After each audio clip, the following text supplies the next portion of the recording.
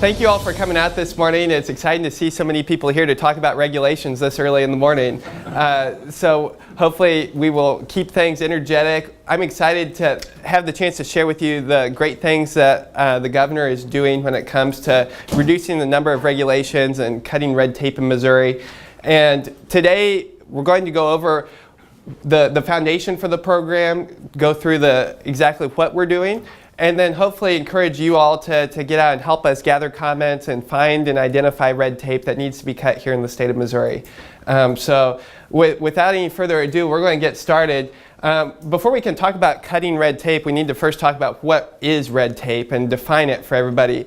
The way our office has defined it is red tape is essentially those regulations or rules that get in the way by not providing any benefits to health or safety, welfare, or the environment, and instead impose cost on businesses, on families, and get in the way of productivity in society without giving it the resulting benefit. When we have that definition, you then think, well, how do you go about finding it? So you know what red tape is. How do you look for it? There are a few different ways you can measure red tape. We're going to talk about 4 different ways that you could go about identifying stuff in the regulations that you would want to cut. The first way is to look at the number of regulations that the state has. Missouri has about 6,800. You could go through that number and compare it to the federal government. You could compare it to other states, and you could then try to determine where Missouri stands against everyone else and decide if we were too many or too few. The problem with this metric is that it doesn't distinguish between really long regulations that do a whole lot and really short regulations that were broken into multiple pieces. So for example, you could have an omnibus regulation that has 20 different parts, and say Iowa did it that way. That would count as one. And say Illinois then broke it into 20 different pieces. Well, that would count as 20 for the exact same thing. It could be word for word the same, but count magnitude of 20 times different between Illinois and Iowa. So the number of regulations doesn't really tell you if you have too much red tape or not. The same is true for when you look at how many words a state has. So you could look through the number of words. Missouri has about 7.5 million words in the Code of State Regulations. You could take that number, again, look around the country and see where we stand. But the number of words only measures how long it took somebody to say something, right? So it doesn't distinguish between red tape and rambling. And so somebody who's really long-winded is going to get penalized under this system, whereas somebody who's short and concise could have a much bigger impact and then come out ahead on a word count score.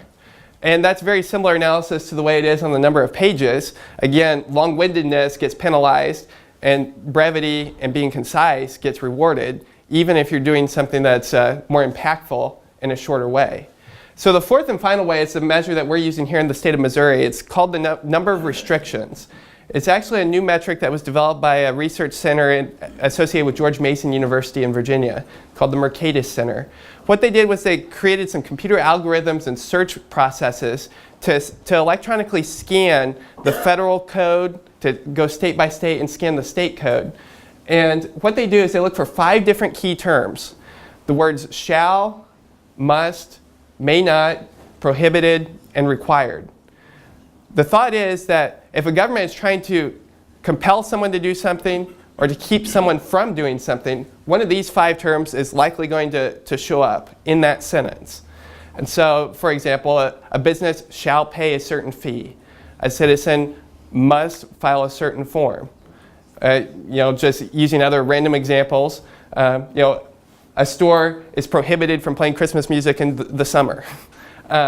You're going to see one of those words in all likelihood in the regulation, and so we can do an electronic count and then quantify how many times those words show up, and that gives, we think, the best sense of what the regulatory impact truly is, because it's showing here is where a government is requiring somebody to do something or is prohibiting somebody from doing something.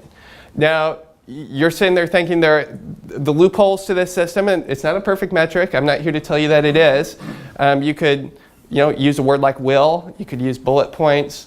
You could do these things. Sometimes will have false positives, so a definition that says such and such shall mean this would count Somebody who uses shall be required counts as 2, even if it's only requiring one thing. So it's not a perfect metric, but there are cases where the number is higher than it should be, perhaps lower than it should be. So we think it probably washes out in the end.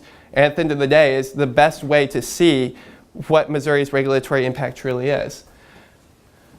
Let me just show you some comparisons to see how some of those other metrics compare to restrictions.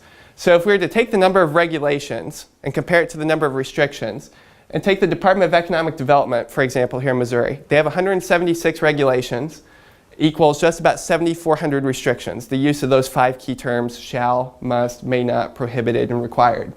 So you'd look at that and say, okay, 7,400 seems like a pretty big number compared to that number of regulations.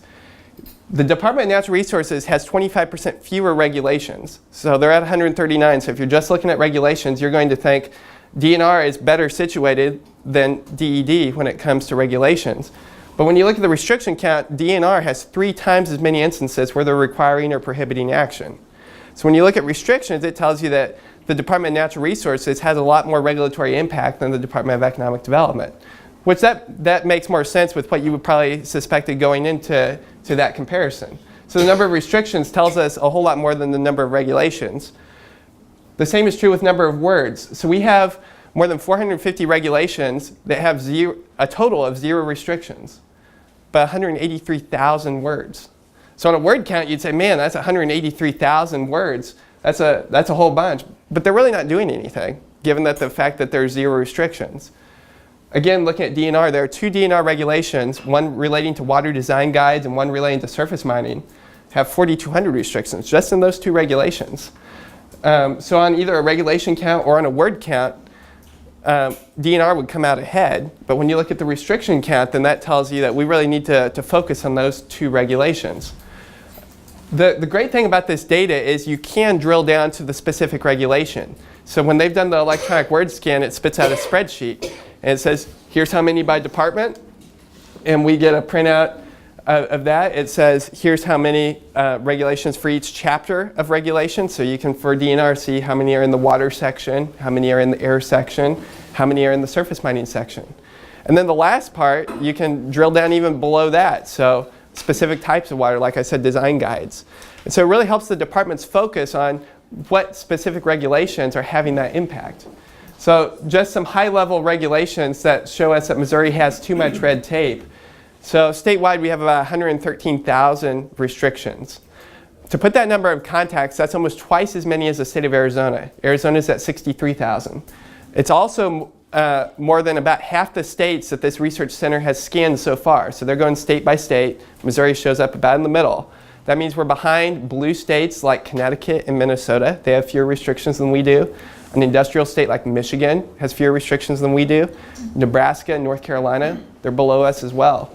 So that tells us something that, if you're looking at restriction count, it doesn't seem right that Connecticut and Michigan should have fewer restrictions than Missouri. That suggests that we have too much red tape here in Missouri.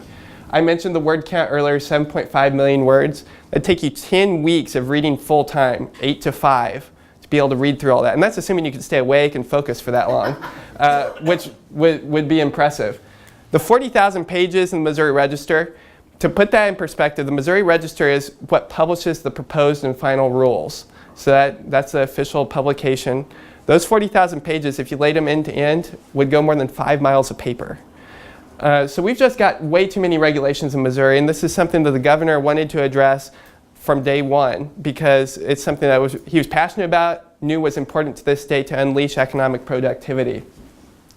So I mentioned that you can break down the data by department. So just a few more data slides here.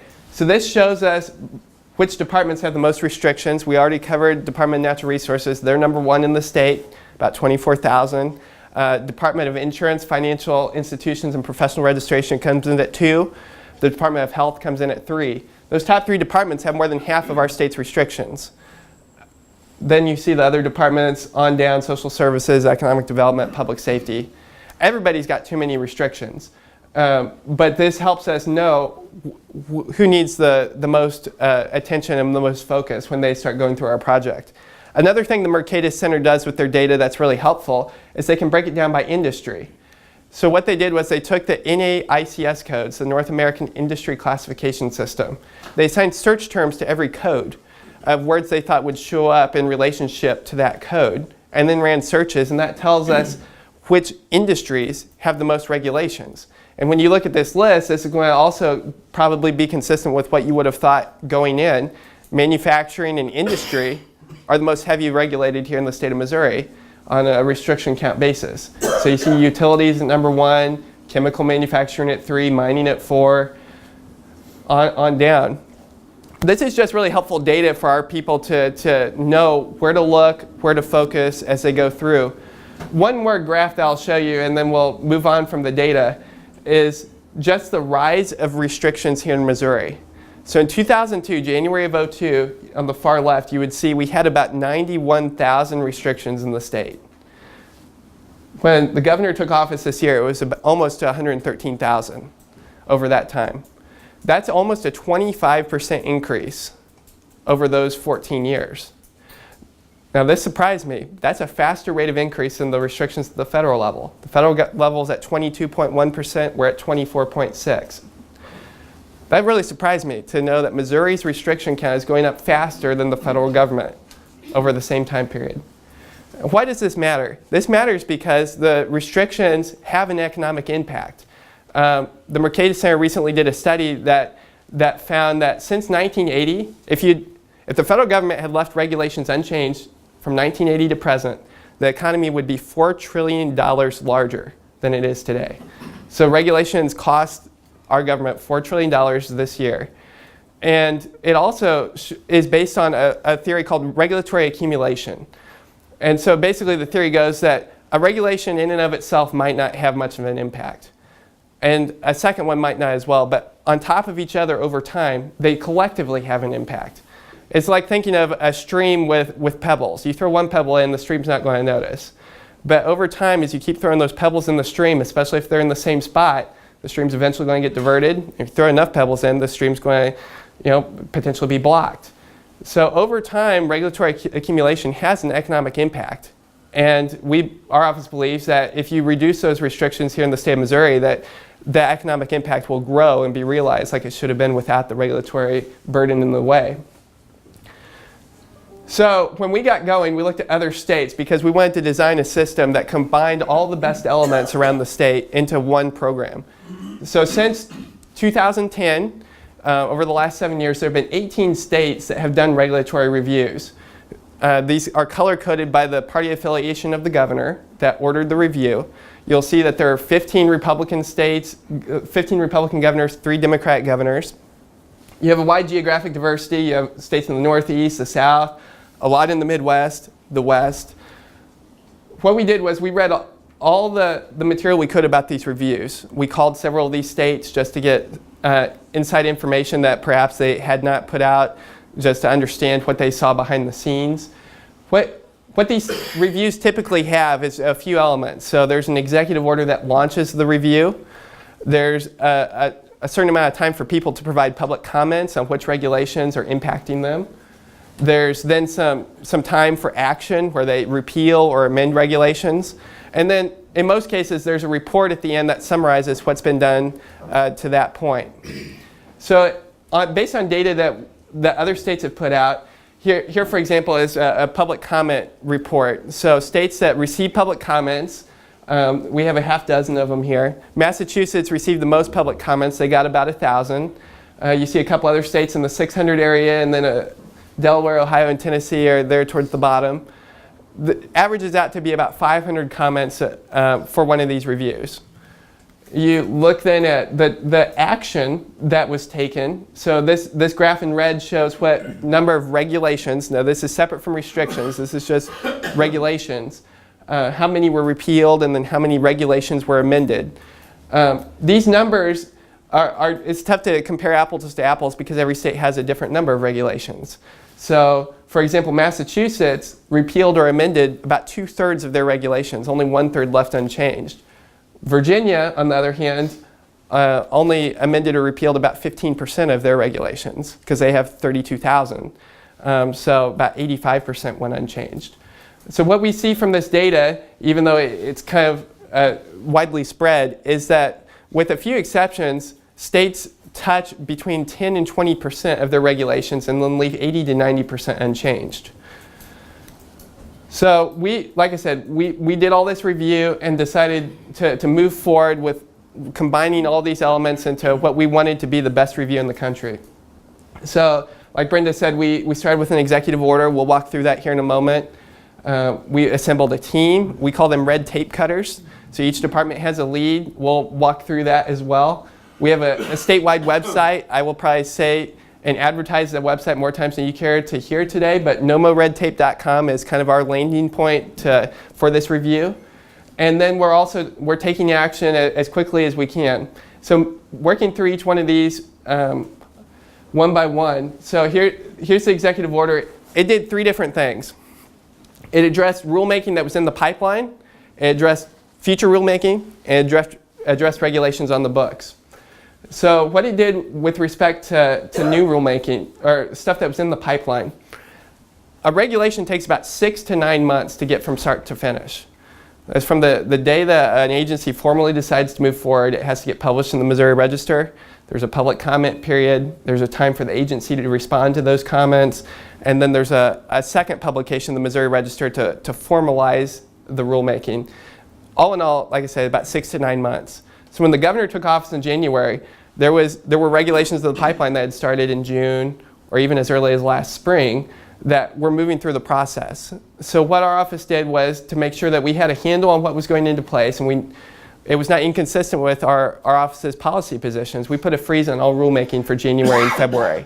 It was just allowed us a chance to get a handle on it. We did provide an exception for rules that were urgent, rules that were needed to protect health, safety of the environment. We want to make sure at the end of the day that we are still doing good government. Sometimes you need a regulation quickly, although those instances are limited, which is why this was an exception to the rule and not the rule. With respect to rulemaking going forward, once we had a handle on it, we wanted to make sure that new rules didn't just start going into effect without our office's approval. So we required that we sign off before an agency could do any future regulating. It applies to everything that agencies want to do in the future. We prepared a form that asked 20 different questions about the regulation's benefit to the people of Missouri, the cost it will have on them, its impact on business, because we want agencies to have to justify what they're doing, and then we want our office to have to agree to it before they can continue moving forward. And then finally, we put together a plan for the review of existing regulations. So state agencies are required to evaluate every regulation against 6 different criteria that we'll see on the next slide. They were required to gather public input on regulations. They have to prepare a report that's due at the end of May next year. And then they have to take their necessary rulemaking action by the end of next June. So it was about a 1.5-year process under the executive order. We're encouraging our people to move a little more quickly than that. Let me just quickly go through the criteria to evaluate the regulations that I mentioned. So it has 6 different parts. First, that this regulation is essential to the health, safety, or welfare of Missourians. So right off the bat, we want to make sure that an agency has to explain how this will benefit the people of Missouri. If it doesn't satisfy that criteria, it needs to come off the book. Second, that's looking at it from an economic perspective. Do the benefits of this regulation outweigh its cost? Has the agency fully considered the economic impact of a regulation? Third, we want to make sure that an agency doesn't just put a regulation in place and then forget about it. In our mind, an agency makes a projection. They should be forced to go back and see if that projection was accurate or if something needs to be tweaked. So we require them to put a process and schedule in place to look backwards and make sure the regulations are working like they were supposed to. Fourth, we want them to make sure that this is the least restrictive way that the regulating can be done. So for example, if we're asking someone to pay a $50 fee, does it have to be $50? Could it be $25? Or if someone has to file a document in 30 days, does it have to be that fast? Could it be 60 days? So we want the agencies to have to make sure that they've said, yes, this is the very least restrictive way we could do what we want to do.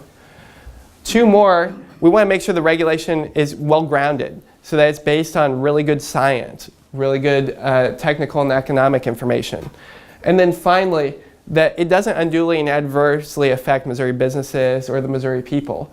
And so these are the 6 criteria that every regulation in the state of Missouri has to go through in order to stay unchanged on the books. Like I said, we assembled a team of red tape cutters. These were one for every agency is leading their department's review.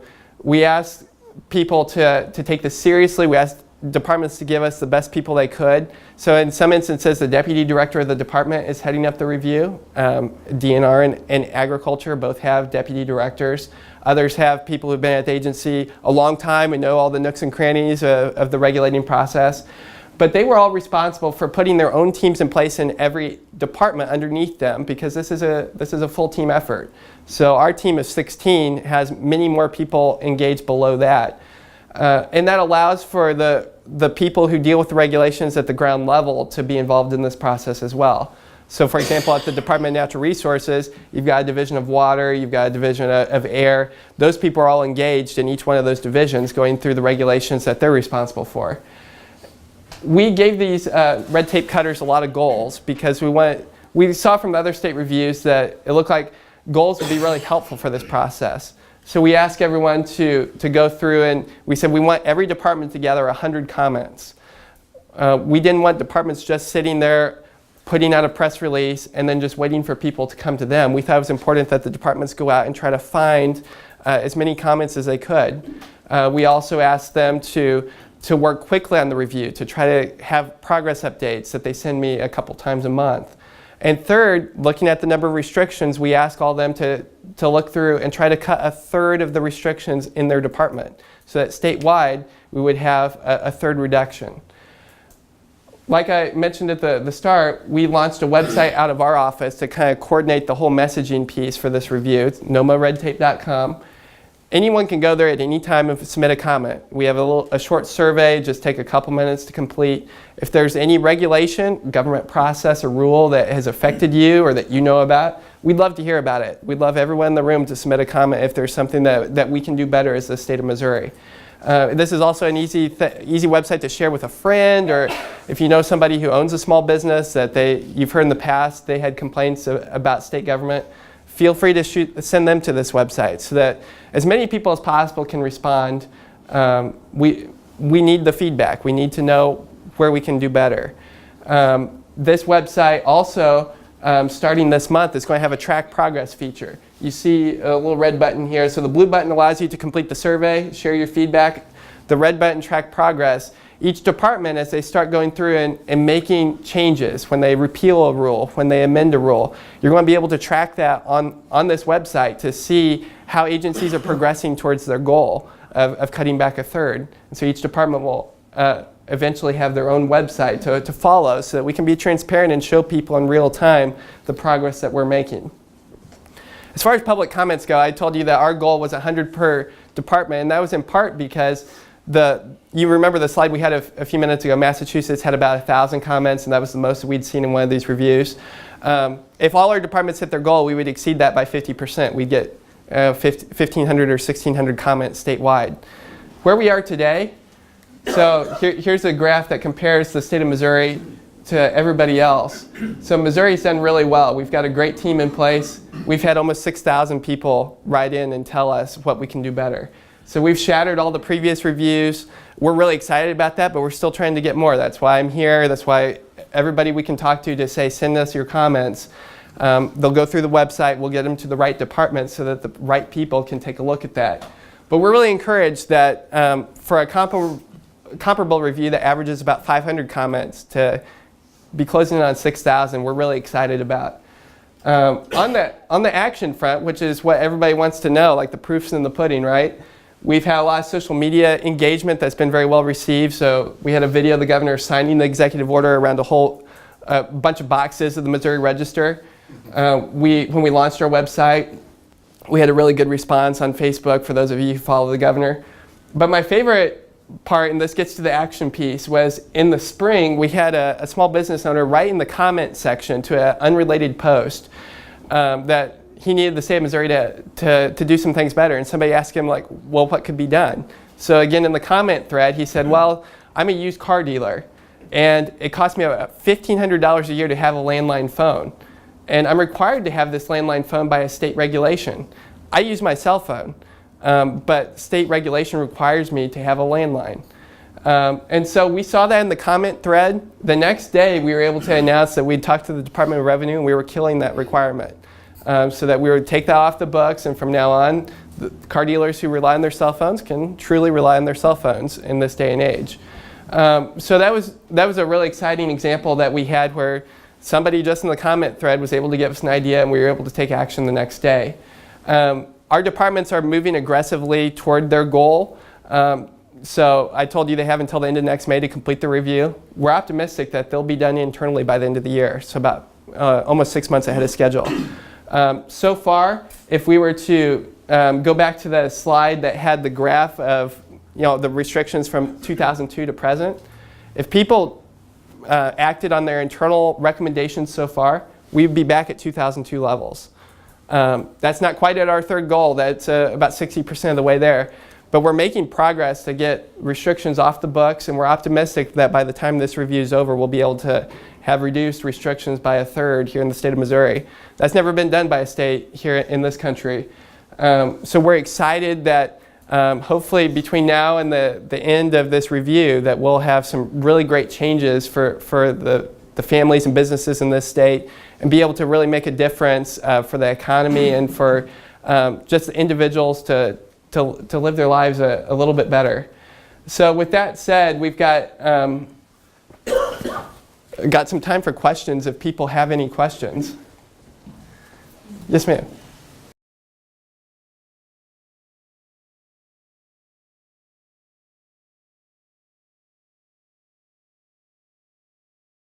The statute has two different options when it comes to regulation. They say an agency shall regulate or an agency may regulate.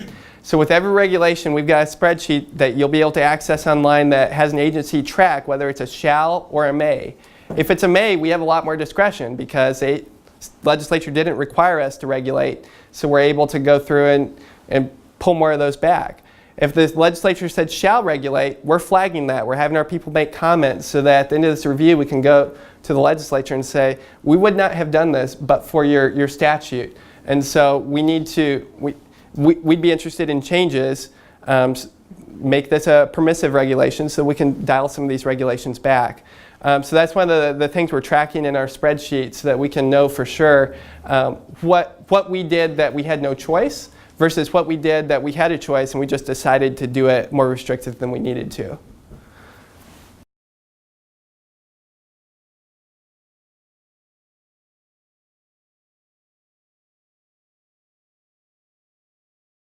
The cost-benefit analysis is probably the hardest part of the review simply because our state doesn't have the economists that the federal government has to do the same type of review.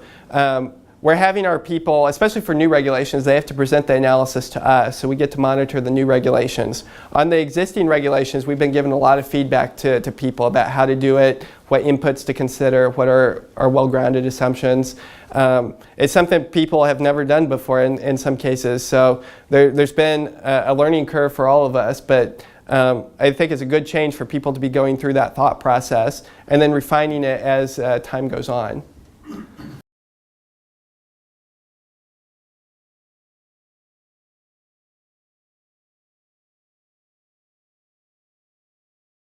Great question. So to answer the first one about how do you know the departments are actually taking action? So that's one of the reasons for the new website features that we'll be launching soon. You'll be able to see which regulations are being changed. Our vision is to have a web page where you can go and you can see which regulation is being changed, how it's being changed, and the timeline for change, so that you can track piece by piece and know what's being done and perhaps provide additional comments once you see what action's taking place. With respect to your second question about enforcement, some agencies are better than others at tracking that. What we told people is, for example, if you have a food inspector that is required to look for 20 different things when they go on an inspection, but they only ever, they're really looking for 3 different things. The other 17, there's just a checkbox. They would never enforce on that. We're asking them to say, consider whether you need those other 17 requirements. If it's something you've never enforced before, if it's something you're really not looking for, does that really need to be on the books? Because having it there allows for discretionary enforcement in the future. because you could throw the book at somebody if you really wanted to make an example of them. But if it's not being used currently, it's not something that's helpful to the inspector in the field, we want people to be taking a hard look at whether we can pull some of those things back. It would not change the health or safety or welfare issue because it's something that's never been used. But that way we can take some of these restrictions off the books.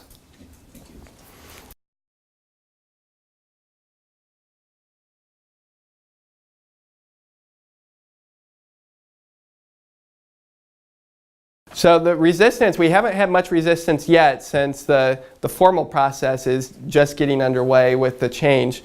Anticipate by the end of it, there will be resistance. Other states have seen it, especially in the environmental field, because as you take restrictions back, some of these things, even though they've never been used before, then inspector or the regulator's not looking for them. It's something that requires something related to clean water or clean air. And so we anticipate at some point taking some of these things off the books will result in people accusing us of making things worse for people. That just hasn't materialized yet, but I imagine at some point it will. We actually had, yesterday we were in Springfield, we actually had protesters yesterday at the event. They were protesting the fact that some of the new women's health regulations, they thought those were red tape, even though they actually have a function to protect health of people. So they were protesting some of the governor's initiatives when it relates to abortion. So that's the resistance we've seen so far.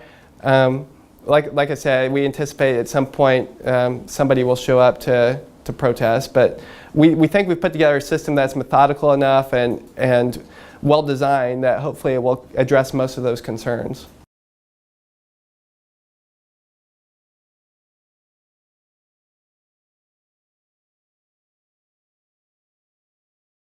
They do. A repeal, taking a rule off the books has to go through the same process by which it went on the books. So it's a 6 to 9 month process. It gets published in the Missouri Register. We could have received 100 comments saying take this off the books, but there will still be a public comment period when we formally try to take it off the books. That allows, if somebody did object and say 100 well-organized people wanted to change, but the vast majority of others did not, it still has a fail-safe in that process to say, okay, 100 well-organized people want this, but most people don't. So there's still a public comment process as a double check.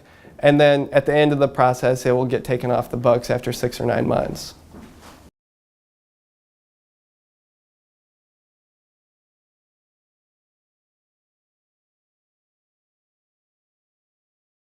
Every board is having to go through their regulations, so every one of the licensing boards is having to do this same review. Separately, you may have read in the news that we had a task force that looked at boards and commissions recently. They had a report at the end of last month recommending elimination and consolidation of several boards. Again, it's trying to achieve the same objective of shrinking the size and scope of government. So I think that report it recommended eliminating about 450 gubernatorial appointments. But these licensing boards, you're right, they can have a significant impact on various professions. They too have to look through every one of their rules and see if it's the least restrictive way.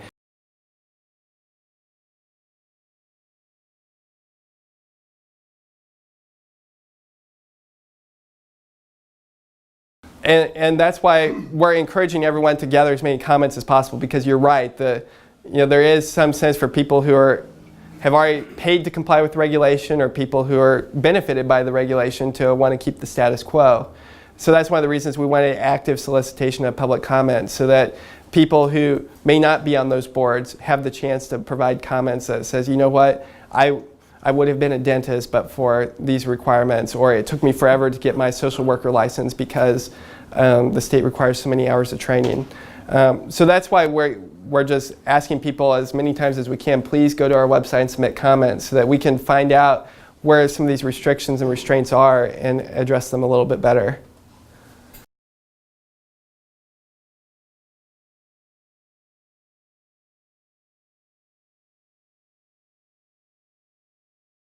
You absolutely may.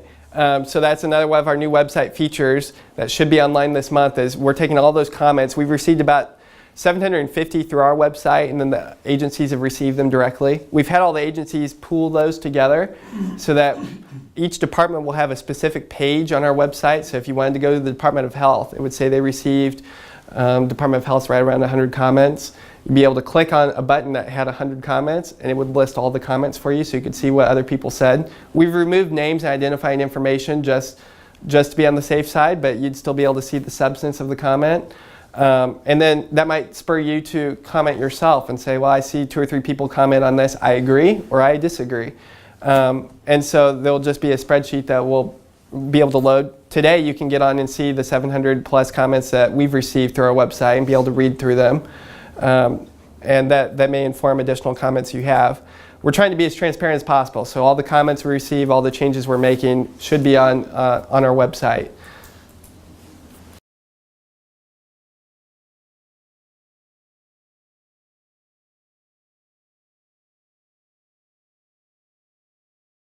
So what we've been telling people, so we've heard that from some of the departments. We're required to do so much by the feds.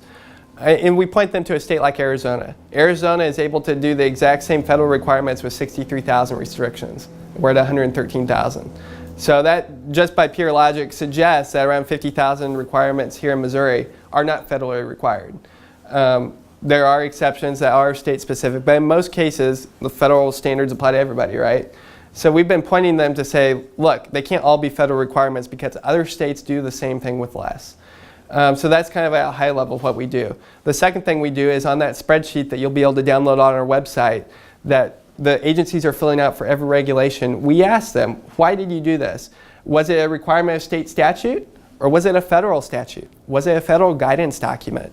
So we're asking people to flag that so that on our end or on your end, when you start seeing those spreadsheets go online, you can look through and see perhaps the Department of Education did not change a bunch of rules that were federal guidance documents.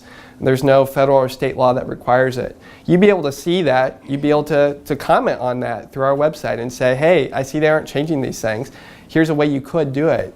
And that would be really helpful for us because we don't see this as a one-time deal. We don't want to get to the end of this process, pack up our bags, and then allow it to start growing over time again. We want this to change the culture of regulation in Missouri so it's a permanent change and not something that, it was great, we got back to 2002 levels or below, but 15 years later we're going to be at the same spot. We want this to be something that makes a lasting difference.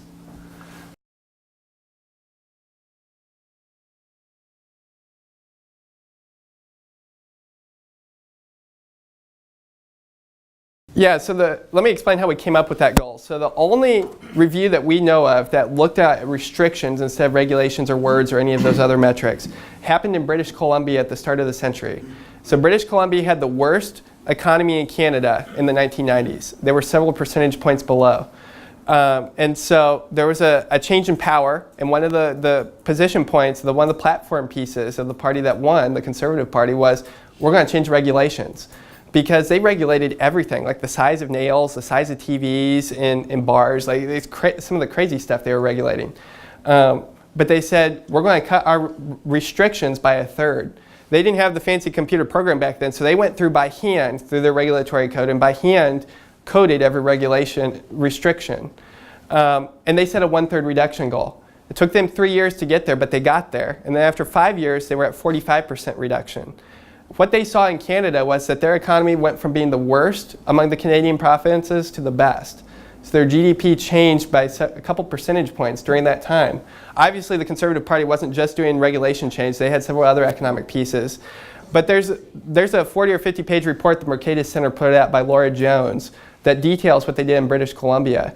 And it shows how changing the regulatory restrictions and making it permanent does have economic benefit that they realized there in British Columbia.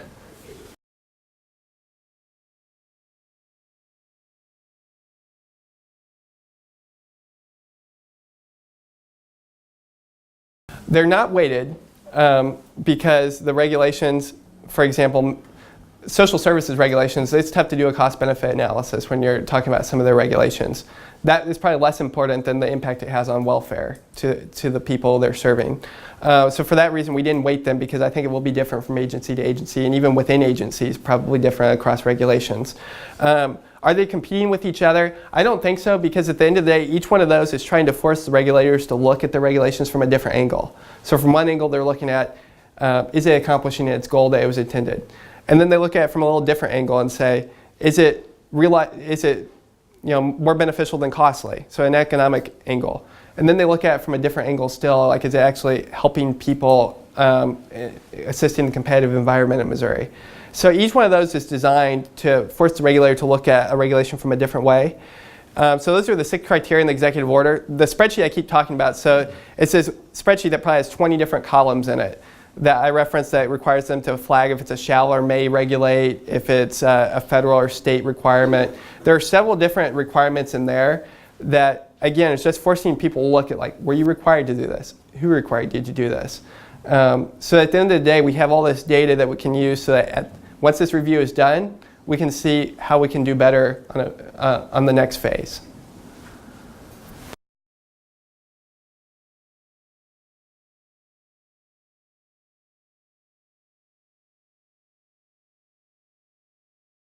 Yeah, so 2 different parts to that. The first part, on the bureaucracy. So what the British Columbia study I referenced found was that they had a requirement that to help them cut by 1/3, that for every restriction they put in place, they had to repeal 2. And then once they hit their 3rd goal, it was a 1 in, 1 out.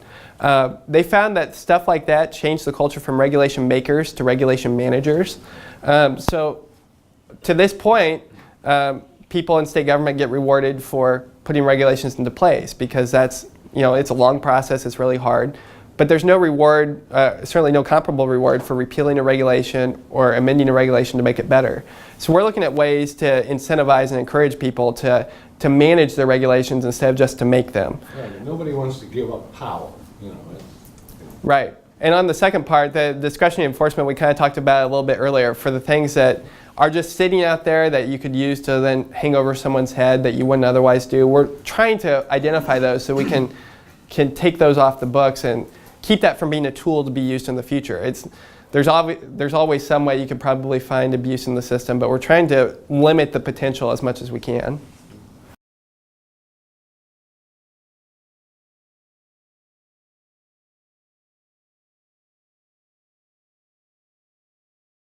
Sure. So to answer the first part of your question, we're focusing on regulations right now because the executive branch has control over that. We are flagging things for future consideration that we can consult with the legislature. Obviously they're the ones who write the laws.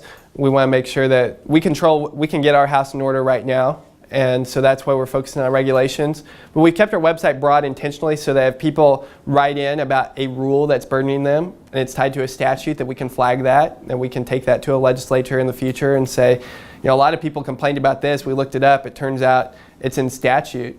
One of the comments that caught my eye as I read through them over the summer, somebody wrote in and said, I'm a VFW member and I have to be a member for 3 years before I can run the bingo game.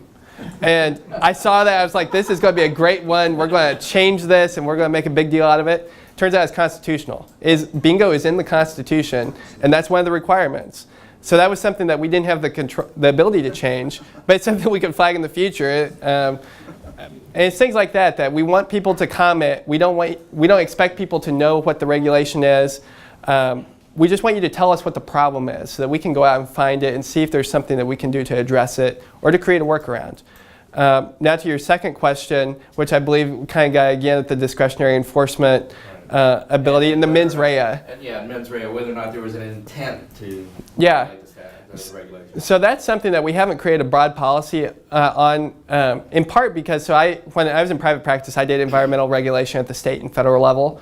Sometimes when you have something ambiguous like mens rea about knowledge, not that you can write it as clearly as you want to, but it's ambiguous about how people would consider that. It creates some regulatory uncertainty because you can't look at it and say, did I know this? Did I have constructive knowledge? Like there are a lot of different ways lawyers can make it super complicated. So sometimes things like that can add to the regulatory uncertainty for the regulated community. Doesn't mean it's a bad idea in total, because in some instances I'm sure it'd be a great idea. But it's more of a case-by-case basis, I think, than a blanket rule.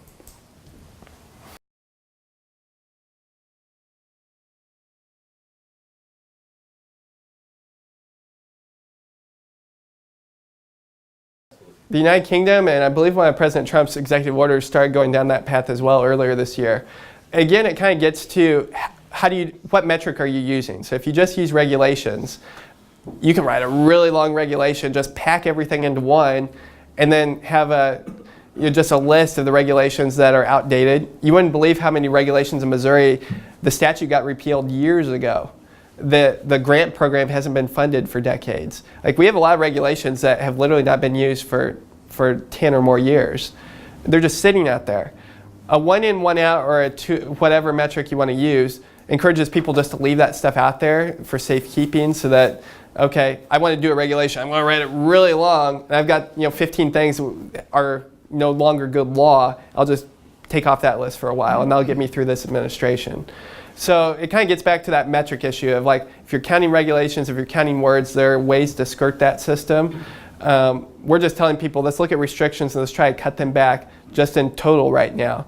We'll worry about going forward later, but let's just focus right now on getting things under a manageable control.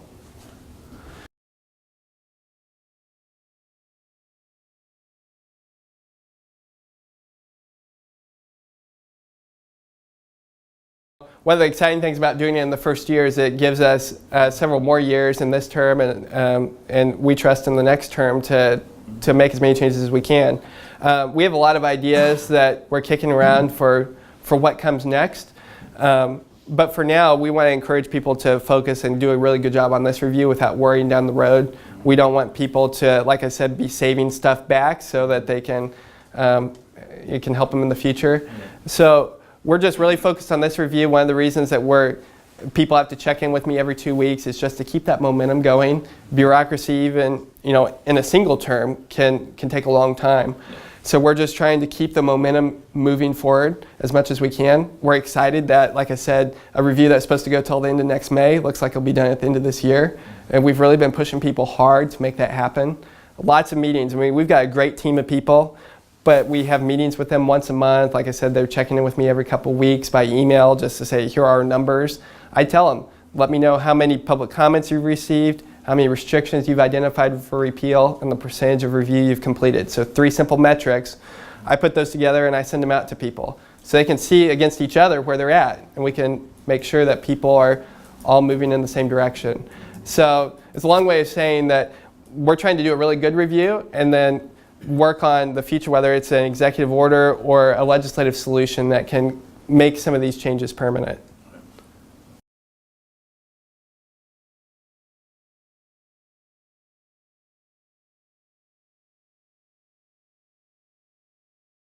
Yeah, I think those are all great points. That's one of the reasons we require people to tell us what's your process for reviewing this stuff in the future. So when they are doing a new rule or they're reviewing the existing rules, tell us how you know it succeeded. What does success look like? But you have to put a time on to say, in 5 years, this gets easy. Exactly. Completely agree with all that. One of the great things about this review is we've been able to get the assistance of a lot of national experts. So we've had people come in from DC, we've had people on their own dime come in from California to help us out. A law professor at the University of Missouri just wrote a book on how to regulate. He published it in August. He was a professor of mine. He came in a couple weeks ago and gave us an hour talk on different economic ways to look at cost. Ways that state government has never looked at regulation. So we're looking at the issues you're talking about how soon do you need to look back? What does that success look like? It's just a culture change, like I said. It's stuff that people have never thought about before when it comes to looking backwards at stuff already on the books. It's easy just to look forward and say, yeah, this will be great, it's not going to cost much, you'll have all these benefits, put it in place and forget about it. We're trying to make sure people look backwards. One other point to add is the legislature requires every agency to go through all the rules about every 5 years. It's a similar review to this one. So that's already in place so that 5 years after this, agencies will be going through the rules again by statute.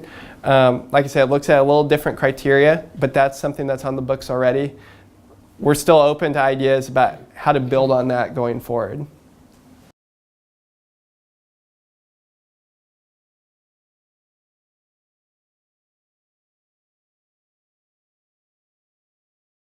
We've gotten some great feedback from the legislators. The legislators have been very supportive of this, the one we've talked to. We had some in Springfield yesterday that said, you just tell us what you need and we'd be happy to help. But this is, like I said, a situation where these are regulations under executive branch control. This is getting our house in order. So this is something we take responsibility for. We're not trying to push it off in the legislature saying our regulations are bad, why don't you fix it by statute? We want to be able to say we own the problem and we fix the problem. And here's a way to make that solution permanent going forward. And so the legislators have been giving us ideas. Several have commented through the website or sent us emails. One thing I should add is we have a contact page on our website. You can see the name of every red tape cutter at the agency and their email address. Again, getting to that transparency. If you want to submit your comment directly to social services, get on the website, you'll see Caitlin Whaley's email address and name. You can send her a direct email. For Department of Health, you could see Daniel Bogle's name and email Daniel. My email address is on there, and then somebody else is in the governor's office helping on this review, because we want to be open about it. We want you to have a name with a face and not just a website form, so that if you felt like this is really important, I want a personal response, send that to somebody on the email list, address it to them personally, so that we can give you that courtesy. And if you just want to drop a comment into the forum, we love those as well. We want it to be as impersonal or personal as you would like. I think we're about out of time.